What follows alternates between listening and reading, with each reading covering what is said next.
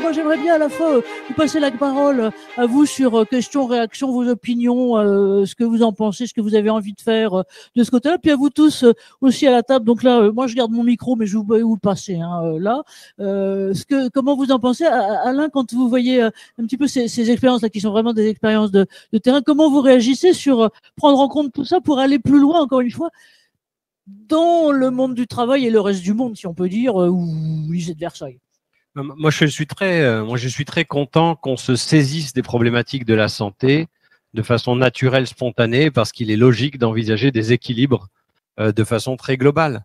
Et donc, on ne va pas reléguer à la médecine ou à la gestion de la maladie tardivement ce qui doit être finalement une santé pensée de façon générale. Donc, c'est plutôt non seulement enrichissant, mais aussi ça nous donne de l'espoir de voir que vous avez spontanément mis en place ces expérimentations, cette manière de gérer une entreprise, cette politique de développement, ces programmes de prévention. Et je pense du coup que c'est la médecine qui a à se saisir des exemples de la société civile pour repenser la santé globale. C'est vous qui a envie d'intervenir, exemple ou question, remarque Oui. Moi, j'ai une question pour Alain. Est-ce que vous travaillez, vous aussi, sur les conditions de travail? Est-ce qu'il y a des choses de mise en place sur la communication, sur tout ça dans vos équipes?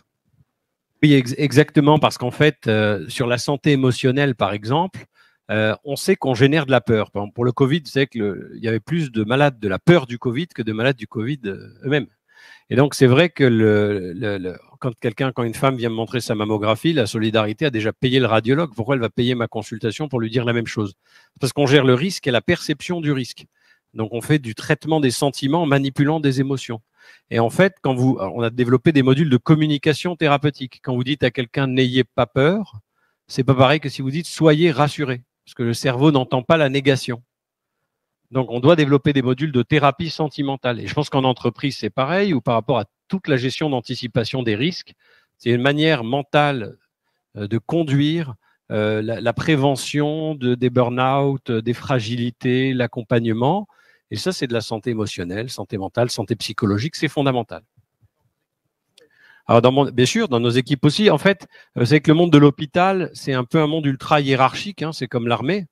Il n'y a pas la reconnaissance forcément financière, le mérite encore moins. Et donc, c'est vrai que cette organisation pyramidale fait que l'aide-soignante qui tient la main à quelqu'un, personne ne va l'écouter alors qu'en fait, elle a une valeur ajoutée exceptionnelle. Et donc, quand on est dans un environnement santé, comme l'Institut Raphaël, où on sort un peu de l'hôpital, on a un management plutôt intelligence collective, transdisciplinarité, les uns font fertiliser les autres. Donc, si nous, médecins, on a appris à gérer un accident vasculaire, infarctus, etc., on a vécu ensemble à l'hôpital. Mais quand vous avez une femme qui a eu un inceste, violence conjugale, la nutritionniste, elle ne sait pas parler à l'art thérapeute, elle ne sait pas parler à la réflexologue plantaire.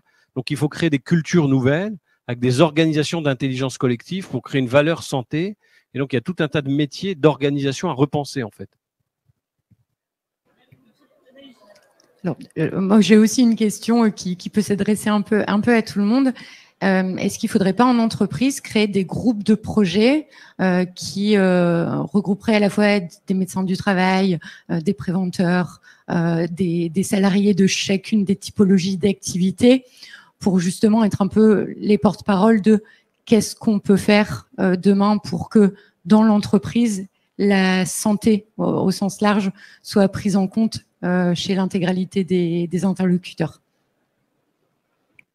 Qui peut répondre? Alors c'est vrai que c'est déjà pour partie le cas, mais en gros la question d'Anaïs, moi je la compléterai avec comment est-ce qu'on peut décloisonner au mieux, particulièrement dans les structures les plus grandes et les plus petites aussi. En fait, on a tendance à se focaliser beaucoup sur les grandes structures qui quelque part ont les moyens de créer cette collégialité dans les approches et cette différence d'approche d'acteurs. Et en fait, la question, c'est les petites entreprises. Aujourd'hui, pour moi, ils ont pas accès à ces dispositifs-là. Donc nous, on est des acteurs justement qui sont en train de travailler sur cette pluridisciplinarité-là.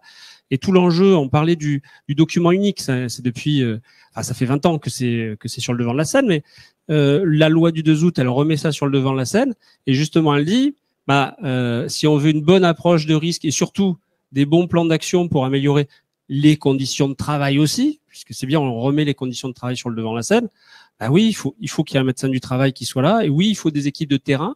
Il faut du dialogue social. Je reviens sur ce terme-là aussi, parce que ce sont eux qui sont acteurs. Et un des mots que l'on peut constater aujourd'hui, c'est que finalement, et c'est plutôt sur les grosses, ça je reconnais, les gens sont plus acteurs de rien.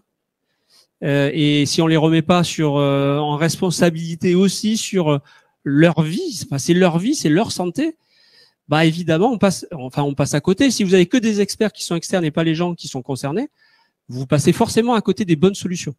Donc en tout cas nous voilà, on a aujourd'hui, et notamment sur la question de maintien en emploi, on a évidemment un médecin, on a des ergonomes, on a des psys, on a des assistantes sociales, on a ces gens-là, et puis évidemment on a l'employeur, et puis évidemment on a le salarié. Et grâce à ça, on arrive à faire des choses. Ouais, Cyril, oui, merci Thibault.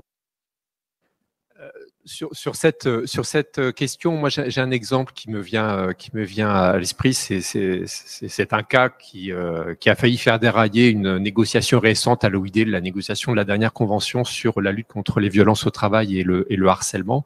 Et ça recouvre en fait un sujet de société très largement qui occupe très largement l'attention et les médias dans un pays comme la France, c'est celui des violences conjugales. Et donc la question, c'est comment est-ce que le monde du travail, l'entreprise, peut être un recours, un appui pour les femmes victimes de violences domestiques. C'est un sujet qui est porté aujourd'hui par le mouvement syndical international, qui a fait donc son entrée dans des dispositions de la convention que j'évoquais tout à l'heure. Je ne vais pas rentrer dans les détails, mais ce que je voudrais dire, c'est que justement, je disais que la négociation avait failli dérailler parce qu'une partie des parties à la négociation, en particulier les organisations d'employeurs, étaient très hostiles à l'inscription dans cette convention de l'OIT d'un élément qui était totalement étranger de leur point de vue à la réalité du monde du travail. Pourquoi ? Parce que ils appliquaient un schéma bien connu qui est celui de la responsabilité de l'employeur sur la santé au travail, et ils redoutaient qu'on puisse traiter ce sujet du traitement des violences conjugales avec les mêmes schémas et les mêmes modalités, alors qu'évidemment le sujet il est tout autre. Il est justement de voir comment la communauté de travail en tant que telle peut être une ressource pour ces femmes. Et on s'est rendu compte d'ailleurs à cette occasion-là, ici en France, que de très nombreuses entreprises se sont d'ores et déjà emparées du sujet, tout simplement parce qu'elles avaient des cas humains très concrets à régler dans leurs organisations.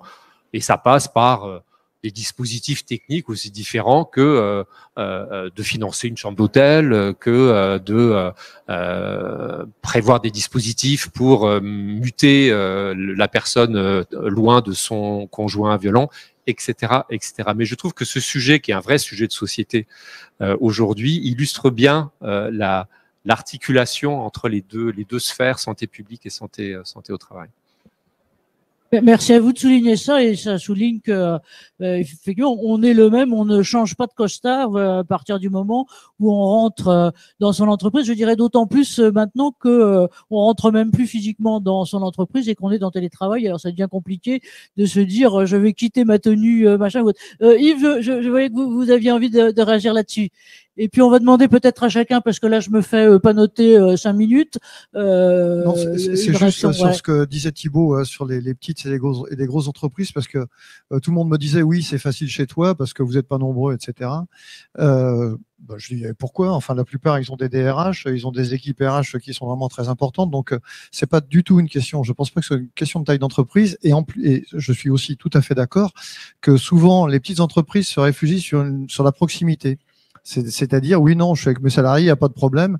Et surtout, on ne veut pas voir les problèmes. Et je pense que les grandes entreprises, ils vont plus voir ces problèmes-là. Et donc, c'est un vrai problème des petites entreprises. Et un problème de personnes, parce qu'on a la même chose dans les familles, et où on peut rester à côté de pathologies de dysfonctionnement ou de problèmes ou de douleurs grandes sans s'en rendre compte. Thibault, tu voulais dire quelque chose ? Il y a un mot qui me vient forcément en tête en écoutant les uns les autres, c'est la prise en compte de l'émotion. C'est-à-dire que, bien sûr, pendant des années, on considérait qu'il y avait une frontière fixe. Bon, elle n'existe pas parce que, certes, on peut changer le costume, on a d'ailleurs des sas intéressants hein, qui ont été perdus pendant le Covid. J'ai bien aimé cette analyse-là.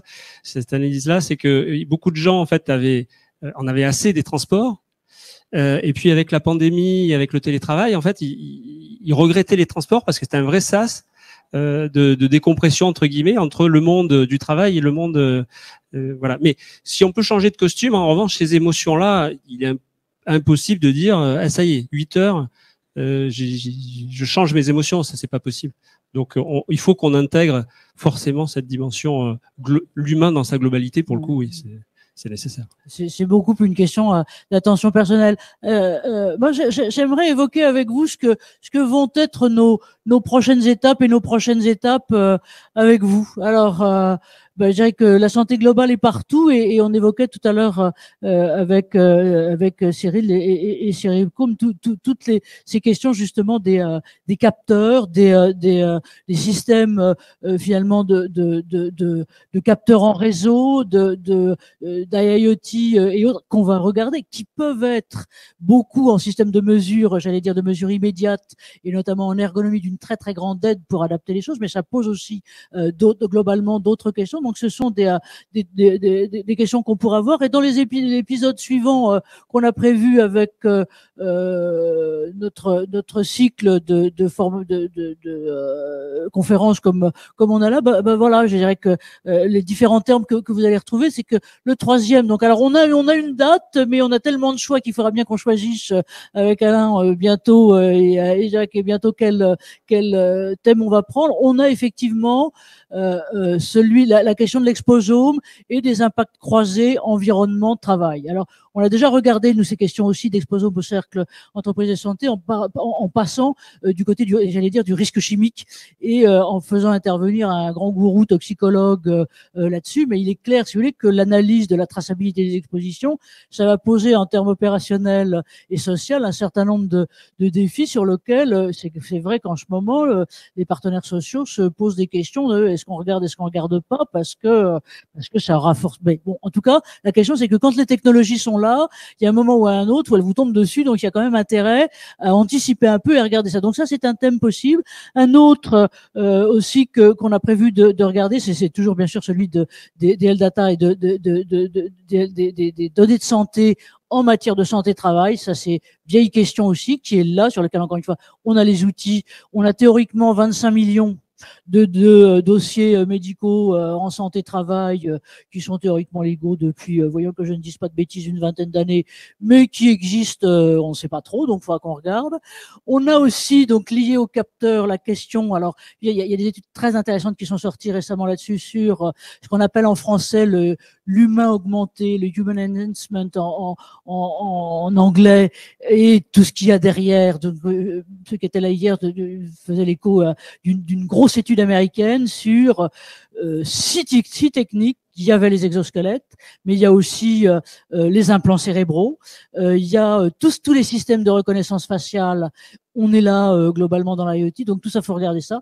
Il y a bien sûr l'e-santé. Alors on va faire en interne au cercle, dans 15 jours d'ailleurs, un point interne là-dessus pour regarder comment, là aussi, non pas le DMP qui théoriquement est défunt, mais renaît de ses centres avec le e-santé, comment tout ça peut évoluer là-dessus. Et puis, alors encore une fois, on n'aime pas les catégories, on n'aime pas quand on est malade de se faire traiter de patient au travail, mais quand même c'est globalement là, parce qu'entre le développement et aussi de la détection des maladies chroniques et puis le vieillissement, c'est là vraiment de plus en plus et de plus souvent. Donc voilà, j'aimerais peut-être nos deux invités phares, Alain et puis Cyril, de vous demander un mot de conclusion et puis après notre président, voilà, si vous aviez conseil orientation à nous donner, Alain, vous diriez quoi? Oui, c'est-à-dire que quoi qu'on fasse pour améliorer la qualité, il faut donner du temps. Donc voilà, on donne du temps aux patients, on donne du temps aux salariés. La prise de recul pour mobiliser les ressources va être importante. Alors je pense que les temps de formation ça peut être utile, mais les temps d'échange en général. Voilà, l'approche qualitative est fondamentale lorsqu'on cherche la transformation. Et moi, je dirais pour conclure on l'a bien, je pense, perçu dans la discussion, une façon d'avancer vers cette santé intégrative sur le terrain de la santé au travail, en tout cas, La réponse se situe dans le travail lui-même, hein, et dans l'évolution du rapport de tout un chacun avec son travail, plus d'autonomie, plus de prise sur le travail. Et je crois que c'est Yves Clos qui a cette belle formule, hein, elle n'est pas de moi, mais qu'il est hautement préférable de soigner le travail plutôt que de soigner le travailleur. Bravo. Merci. Je voudrais en conclusion témoigner de beaucoup d'admiration pour les engagements, les initiatives des professionnels et des non-professionnels en faveur de la prévention. Nous suscitons vraiment une très forte adhésion et nous ne pouvons qu'encourager ce mouvement.